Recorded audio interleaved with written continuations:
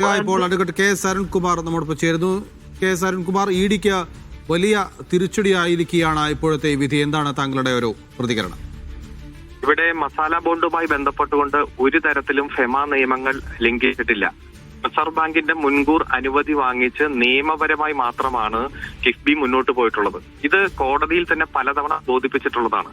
കാരണം Thomas ഐസക്കിന് notice അയച്ചപ്പോൾ മുതൽ ആ നോട്ടീസ് ചോദ്യം ചെയ്ത് ഹൈക്കോടതിയിൽ കേസ് വന്നപ്പോൾ എന്ത് കാരണത്താലാണ് ഇ ഡി നോട്ടീസ് അയച്ചത്, അതിന്റെ കാരണം നിയമവിരുദ്ധത എന്താണെന്ന് ചൂണ്ടിക്കാണിക്കണമെന്ന് ഹൈക്കോടതി പല ഘട്ടം നിർദ്ദേശിച്ചിട്ടുള്ളതാണ്.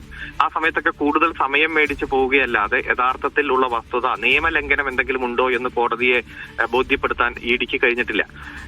ഇപ്പോഴാണെങ്കിലും ആ കോടതിയിൽ കേസ് പെൻഡിങ് നിൽക്കുമ്പോൾ തന്നെ, അതായത് ഏത് കേസിലാണോ തോമസ് ഐസക്കിന് നോട്ടീസ് അയച്ചത് അതുമായി ബന്ധപ്പെട്ടുകൊണ്ട് ചലഞ്ച് ചെയ്ത പ്രൊസീഡിംഗ്സ് ഹൈക്കോടതിയിൽ പെൻഡിംഗ് നിൽക്കുമ്പോൾ തന്നെയാണ് ഞങ്ങൾ ആ അന്വേഷണം പൂർത്തീകരിച്ചു. അങ്ങനെ പൂർത്തീകരിച്ചപ്പോൾ ഞങ്ങൾക്ക് ഇന്ന കാര്യങ്ങൾ ബോധ്യപ്പെട്ടു, അതിൽ നിയമവിരുദ്ധതയുണ്ട്, അതുകൊണ്ട് എക്സ്പ്ലനേഷൻ തരണം എന്ന് ഈ കിഫ്ബിക്കും അതുപോലെ തന്നെ മുഖ്യമന്ത്രിക്ക് അടക്കം നോട്ടീസ് കൊടുത്തിട്ടുള്ളത്. ഏതെങ്കിലും തരത്തിൽ ചോദ്യം ചെയ്യാൻ തോമസ് ഐസക്കിനെ വേണമെന്ന് ആവശ്യപ്പെട്ടത് ചോദ്യം ചെയ്യേണ്ട, എന്തുകൊണ്ട് ചോദ്യം ചെയ്തില്ല, ചോദ്യം ചെയ്യാതെ തന്നെ ഞങ്ങൾ ഇന്നത് കണ്ടെത്തി എന്ന് പറയുന്നതിനൊന്നും ഒരു സാധൂകരണവും ഇല്ലാത്ത തരത്തിൽ തന്നെയാണ് കിഫ്ബി ഇവിടെ ഇ ഡി മുന്നോട്ട് പോയത്. അപ്പൊ ആ ഒരു ഘട്ടത്തിൽ കിഫ്ബി തങ്ങൾക്കെതിരെ ഇപ്പോൾ കണ്ടെത്തി എന്ന് പറയുന്ന ആ പ്രൊസീഡിംഗ്സിനെ തന്നെ ചോദ്യം ചെയ്ത് ഹൈക്കോടതിയിൽ വന്നിരിക്കുന്നു. ഇവിടെ തെരഞ്ഞെടുപ്പ് സമയത്തെല്ലാം ഇതുപോലെ ഇ ഡി എന്തെങ്കിലും നോട്ടീസ് അയച്ചുകൊണ്ട് കിഫ്ബിയെയും ഗവൺമെന്റിനെയും എല്ലാം ആക്രമിക്കുന്ന ഒരു സ്ഥിരം രീതി നമ്മൾ കണ്ടിട്ടുള്ളതാണ്. അതുകൊണ്ട് ഒരു ഏറ്റവും വിശ്വാസയോഗ്യതയോടെ പ്രവർത്തിക്കേണ്ട ഒരു കേന്ദ്ര അന്വേഷണ ഏജൻസി ഇത്തരത്തിൽ തരംതാണു പോകുന്ന ഒരു സാഹചര്യം ഹൈക്കോടതിയിൽ നിന്നും സുപ്രീം കോടതിയിൽ നിന്നും എല്ലാം കോൺഗ്രസ് നേതാവ് പ്രതികരിച്ചപ്പോൾ പറഞ്ഞത് ഇത് ഇ ഡിയും സർക്കാരും തമ്മിലുള്ള ഒരു ഒത്തുകളിയാണ്. അതായത് ഇ ഡി നോട്ടീസ് നൽകുന്നു, അത് പിന്നീട് സ്റ്റേ ചെയ്യുന്നു, അതിൽ പ്രത്യേകിച്ച് വാല്യൂ ഒന്നും ഉണ്ടാകുന്നില്ല. അതായത് സർക്കാരിനെ സഹായിക്കാൻ വേണ്ടിയിട്ടാണ് ഇ ഡി നോട്ടീസ് നൽകുന്നത്. അങ്ങനെ ഒരു പൊളിറ്റിക്സിനെ കുറിച്ചാണ് കോൺഗ്രസ് ആരോപിക്കുന്നത്. അത് ഈ കോൺഗ്രസിനെ സംബന്ധിച്ചിടത്തോളം വാളയാർ ചെക്ക് പോസ്റ്റിന് അപ്പുറത്തേക്കുള്ള ഇ ഡി മോശം ഇ ഡിയും വാളയാർ ചെക്ക് പോസ്റ്റിന് ഇങ്ങോട്ട് കേരളത്തിലേക്ക് അകത്തേക്കുള്ള ഇ ഡി വളരെ സൂപ്പർ ഇ ഡിയുമാണ്. അത് അവരുടെ രാഷ്ട്രീയ വീക്ഷണത്തിന്റെ പ്രശ്നമാണ്.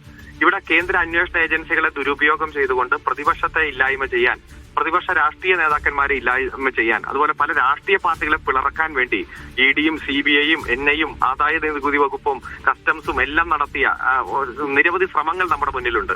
അവയെല്ലാം പല ഘട്ടത്തിലും പൊളിച്ചെടുക്കാനും സുപ്രീം കോടതി അടക്കം ഇടപെട്ടുകൊണ്ട് നീതി നിർവഹണത്തിൽ നന്നായി ശക്തമായിട്ട് നിലപാട് സ്വീകരിക്കുകയൊക്കെ ചെയ്ത് നമ്മളാണ്.